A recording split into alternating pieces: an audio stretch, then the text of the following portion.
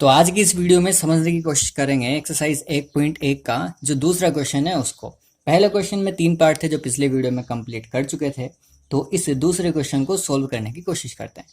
दूसरे क्वेश्चन में क्या कहा है कि दर्शाइए कि कोई भी धनात्मक विषम पूर्णांक 6q+1, 6q+3 और 6q+5 के रूप का होता है जहाँ q कोई पूर्णांक है। ठीक है, इस क्वेश्चन को थोड़ा सा समझना। अलग क्वेश्चन है, बिल्कुल ही अलग है। कैसे समझना है? सबसे पहले तो इसमें कहा है ना कि q कोई पूर्णांक है, तो हमने मान लिया a को, मान लिया कि a क्या है, एक विषम पूर्णांक है। ठीक है, अब यहां पर क्या होता है, जैसे दे रखा है हमें जो किससे बड़ा है, 6q से। मतलब हमें दे रखा है ना कि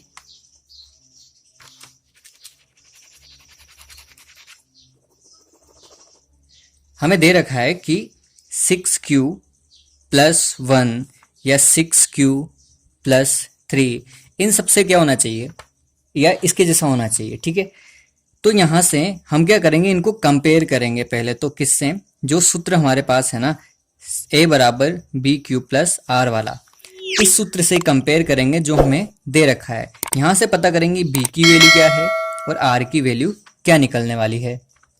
तो सबसे पहले तो b की वैल्यू पता करते हैं। तो जब इससे कंपेयर करते हैं ना तो हमारा क्या बनता है, यहाँ पर 6q+1, तो b की जगह आता है कितना, 6। मतलब यहाँ से b की वैल्यू निकल करके कितनी आएगी, 6 आएगी। ठीक है, ये वैल्यू तुम्हें निकालनी है।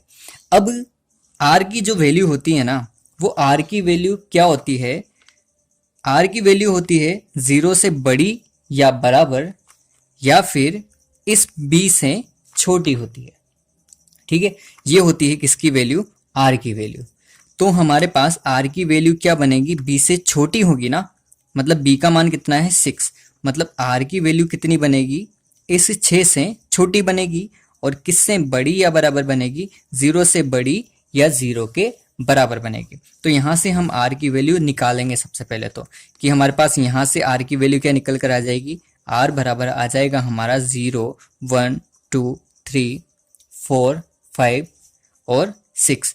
क्योंकि 6 से छोटी होनी चाहिए ना, तो 6 भी नहीं लेनी है, हमें लेनी है 5 तक। तो r की वैल्यू क्या आ जाएगी, 0, 1, 2, 3, 4 और 5, 0 के बराबर या 0 से बड़ी। ठीक है, तो हमने यहाँ पर लिखा कि माना एक विषम पूर्णांक है जो 6 से बड़ा है, इसलिए b का मान क्या हो जाएगा, 6 हो जाएगा। हमने यहाँ से कंपेयर करके देखा ना अभी, तो यहाँ से b का मान क्या आ जाएगा, 6 आ जाएगा। अतः शेषफल 6 से कम होगा। हमने देखा ना अभी, यहाँ पर r की वैल्यू इससे कम होती है, b से कम।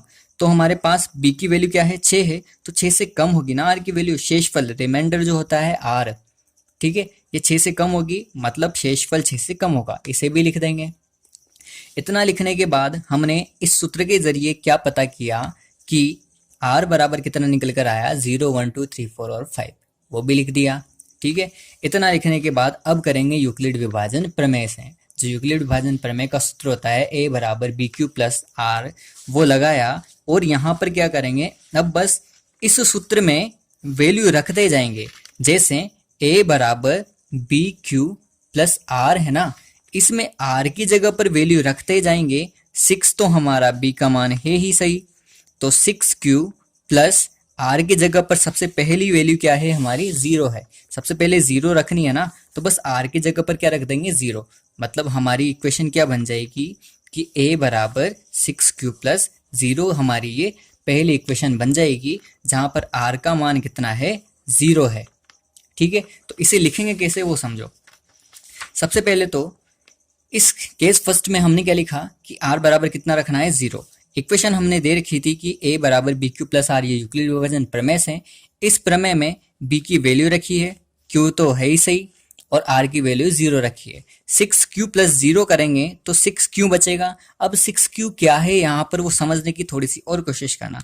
देखो क्वेश्चन सबसे डिफरेंट है, अभी तक ऐसे क्वेश्चंस आए नहीं हैं, लेकिन आगे आने वाले हैं। ये पहला क्वेश्चन है, इसलिए इस क्वेश्चन को अच्छे से समझने की कोशिश करना।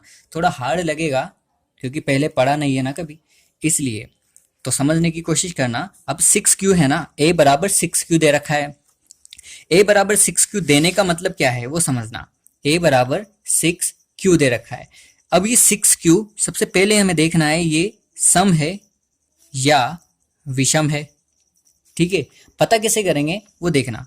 अगर मैं यहाँ पर क्यू की जगह पर क्या रखूं, 1 रख दूं या क्यू की जगह पर 2 रख दूं, क्योंकि ये विषम है और ये सम है। ये रखने के बाद ये नंबर क्या बनेगा उसके ऊपर डिपेंड करता है। जैसे इस क्यू की जगह पर 1 रखेंगे तो 6 मल्टीप्लाई बाय 1 हो जाएगा। 6 मल्टीप्लाई बाय 1 कितना बनेगा, 6 बनेगा। और 6 क्या है, हमारा सम है, इवन है। ठीक है, अब 2 रख के देखते हैं तो 6 मल्टीप्लाई बाय 2 कितना हो जाएगा, ये 12 हो जाएगा। और 12 भी क्या है, सम है। मतलब इन सब से क्या निकल कर आ रहा है कि इस क्यू की जगह पर कुछ भी रखो, ये 6 क्यू की जो वैल्यू आएगी ना वो हमेशा एक सम वैल्यू ही आएगी। ठीक है, मतलब ये 6 क्यू प्लस 0 किस रूप का है, ये क्या है, सम का। जबकि हमसे क्वेश्चन में सम नहीं पूछा, हमसे पूछा है कि धनात्मक विषम पूर्णांक 6q प्लस 1 या 6q प्लस 3 इन रूप का होता है। तो ये धनात्मक विषम नहीं है ना, ये तो धनात्मक सम है। तो ये किस रूप का है, सम वाला 6q के रूप का। ठीक है, इसी प्रकार हम इस क्वेश्चन में आगे वैल्यू रखते जाएंगे। जैसे r की वैल्यू अब क्या रखेंगे, 1 रखेंगे। r की वैल्यू 1 रखने पर क्या हो जाएगा, हमें पता है ना 6q तो क्या है, सम है ना 6q। तो इस 6q की जगह पर तो हमने क्या समझा कि इससे तो वैल्यू हमेशा निकल करके आने वाली है, सम आने वाली है। अब सम और एक क्या है, विषम। अब सम और विषम जब एड होता है ना तब क्या निकल कर आता है, विषम वैल्यू आती है। ध्यान देना, जैसे 2 क्या है, सम है, और विषम वैल्यू मान लिया 1 जोड़ दिया, 2 प्लस 1 कितना हो गया, 3 हो गया। अब 3 क्या है, एक विषम नंबर है। ठीक है, इसलिए हमने यहां पर लिखा है कि सम प्लस विषम बराबर क्या हो जाएगा, विषम हो जाएगा।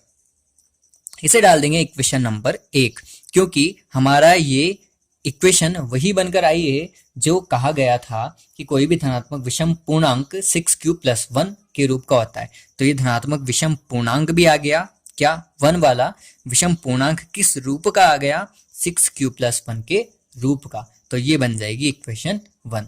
अब थोड़ा थोड़ा समझने में आने लगा होगा क्वेश्चन। आगे जब क्वेश्चंस करते जाएंगे तो इजी लगने वाला है। ठीक है, स्टेप बाय स्टेप समझना कैसे क्या कर रहा हूं।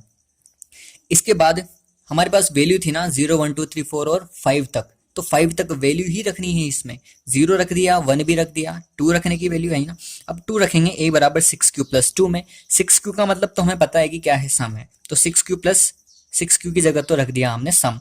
2 क्या है, नंबर एक इवन नंबर है ना, सम नंबर है, तो इसकी जगह लिख दिया सम। सम और सम मिलकर के क्या होता है, सम बनता है, मतलब सम संख्या बनती है। जैसे 2 प्लस 2 करेंगे तो कितना हो जाएगा, 4, और 4 भी क्या है, सम संख्या। जब सम में सम संख्या जोड़ते हैं ना तो हमेशा सम संख्या ही बनती है, ये नियम होता है। तो इस प्रकार हमारे पास क्या बन जाएगी, ये सम संख्या है। लेकिन इसका भी यूज नहीं करना हमें तो, क्योंकि हमें तो विषम चाहिए। आगे रख के देखते हैं वैल्यू क्या बनती है। हमने रखा अब r बराबर 3, तो 6q प्लस 3 बन गया। 6q की वैल्यू तो सम है, 3 क्या है, विषम। सम और विषम क्या बन जाएगा, विषम बन जाएगा। अब यहाँ से इक्वेशन 2 भी निकल कर आ गई कि 6q प्लस 3 के रूप का। इसी प्रकार 4 रख के देखेंगे तो 6q प्लस 4 हो जाएगा। 6q तो सम है और 4 भी सम है, और सम और सम मिलकर क्या बन जाएगा, सम संख्या बन जाएगी। लेकिन सम वाली तो हमें चाहिए ही नहीं। आगे लास्ट वाली इक्वेशन रख के देखते हैं। लास्ट वैल्यू है r बराबर 5 रखने पर, तो a बराबर क्या बन जाएगा, 6q प्लस 5 बन जाएगा। 6q प्लस 5 का मतलब 6q तो सम है और 5 क्या है, विषम है। सम और विषम मिलकर के क्या बन जाएगा, विषम बन जाएगा। तो ये बन जाएगी इक्वेशन 3। अब देखना 3 इक्वेशन बनाई है ना हमने, तीनों इक्वेशन को ध्यान से देखते हैं। जब हमने पहली इक्वेशन बनाई वहां पर विषम संख्या दे रखा है ना हमें, तो उस विषम संख्या का रूप क्या है, ऊपर 6q प्लस 1 के रूप का। तो पहली वैल्यू क्या निकल कर आ गई कि विषम धनात्मक पूर्णांक किस रूप का होता है, पहला 6q प्लस 1 के रूप का। इसी प्रकार दूसरा विषम पूर्णांक क्या होगा, 6q प्लस 3 के रूप का।